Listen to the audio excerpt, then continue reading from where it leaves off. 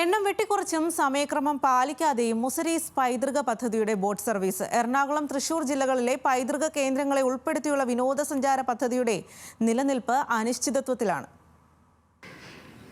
ജലയാത്രയും വിനോദസഞ്ചാരവും ലക്ഷ്യമിട്ടാണ് മുസരീസ് പൈതൃക പദ്ധതി നടപ്പാക്കിയത്. 500 രൂപയുടെ പ്രത്യേക പാസ്പോർട്ട് ഉപയോഗിച്ച് പൈതൃക കേന്ദ്രങ്ങൾ സന്ദർശിക്കാം എന്നതാണ് പദ്ധതിയുടെ പ്രത്യേകത. എന്നാൽ ജലയാത്രയ്ക്ക് പ്രാധാന്യം നൽകിയുള്ള പാസ്പോർട്ടിന്റെ ഗുണം ആളുകൾക്ക് ലഭിക്കുന്നില്ലെന്നാണ് പരാതി. യാത്രയ്ക്കായി സജ്ജീകരിച്ച ബോട്ട് സർവീസുകൾ സഞ്ചാരികൾക്ക് ലഭ്യമാകുന്നില്ലെന്നതാണ് പ്രധാന ആരോപണം. ഏതാണ്ട് 16ഓളം ബോട്ടുകൾ ഈ കായലോരത്ത് നമ്മൾ ഇതിനുവേണ്ടി സർവീസ് നടത്തിയിരുന്നു. ഒരു സമയത്ത് പോലും ഇടവേളകളില്ലാതെ ഈ ബോട്ടുകളിൽ മുഴുവൻ യാത്രക്കാരും ഉണ്ടായിരുന്നു, ടൂറിസ്റ്റുകളും ഉണ്ടായിരുന്നു. എല്ലാവർക്കും ജോലിയും ഇവിടെ വരുന്ന നിറച്ച ആളുകളും എല്ലാം കൊണ്ട് വളരെ സമ്പൽ സമൃദ്ധിയായിരുന്നു ആ ഒരു കാലഘട്ടം.